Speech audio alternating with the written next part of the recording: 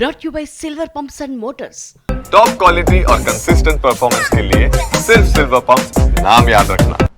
Pashamylaram Sigachi chemical ఫ్యాక్టరీలో జరిగిన పేలుడు ఘటనలో గాయపడిన కార్మికులకు ప్రభుత్వం తరపున ఉచితంగా ట్రీట్మెంట్ అందిస్తామన్నారు వైద్య ఆరోగ్య శాఖ మంత్రి దామోదర రాజనరసింహ. ఈ ఘటనలో గాయపడి వివిధ ప్రైవేట్ ఆసుపత్రుల్లో చికిత్స పొందుతున్న వారిని మంత్రి పరామర్శించారు. వారి ఆరోగ్య పరిస్థితి గురించి డాక్టర్లను అడిగి తెలుసుకున్నారు. బాధితులకు మెరుగైన వైద్య సేవలు అందించాలని, ఖర్చు పూర్తిగా ప్రభుత్వమే భరిస్తుందని హాస్పిటళ్ల యాజమాన్యాలకు చెప్పారు.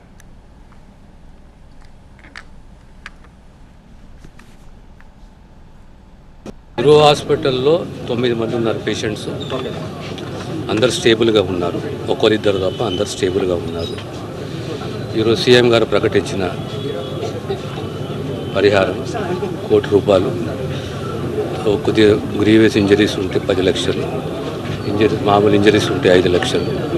ఇమ్మీడియట్లీ వాళ్ళకి తక్షణంగా వాళ్ళకు పాకెట్ ఎక్స్పెండిచర్కు 50,000 లేదా క్రిమేషన్కు ₹1,00,000 అని చెప్పింది.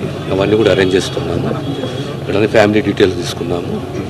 మళ్ళీ ఇప్పుడు వచ్చేసి వాళ్ళకు ఇమ్మీడియట్ ఖర్చులకు డబ్బు ఇస్తాము. కానీ ధ్రువలో ఉన్న పేషెంట్స్ 1-2 పేషెంట్స్ తప్ప అందరూ కూడా స్టేబుల్ ఉన్నారు.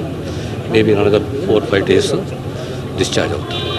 ప్రణామ్ హాస్పిటల్లో ఓవరాల్గా 17 మంది, అంటే ఈ 17 + 4 21 మంది ఉన్నారు. అర్చనలో ఒకరు ఉన్నారు. పానిషియాలో 3 ఉన్నారు. సో వీరందరూ ట్రీట్మెంట్ జరుగుతుంది. అక్కడ ఎవరు కూడా ప్రాణ నష్టం అంటే సీరియస్ పేషెంట్ లేరు. ఒక్క జాలి ఒక 2 పేషెంట్ సీరియస్ ఉన్నారు. ఆ లెక్క ప్రకారం ఇంకో 9 మంది ఆచూకీ కనిపిస్తుంది. ఇంకో 2 ఫోన్ చేశారు మేము ఉన్నాము అని చెప్పేసి. 2 ఫోన్ చేశారు. అదే రకంగా ఇంకా ఎక్స్పెక్ట్ చేస్తున్నాము. ఫైనల్ ఫిగర్ అనేది సాయంత్రం తెలుస్తుంది.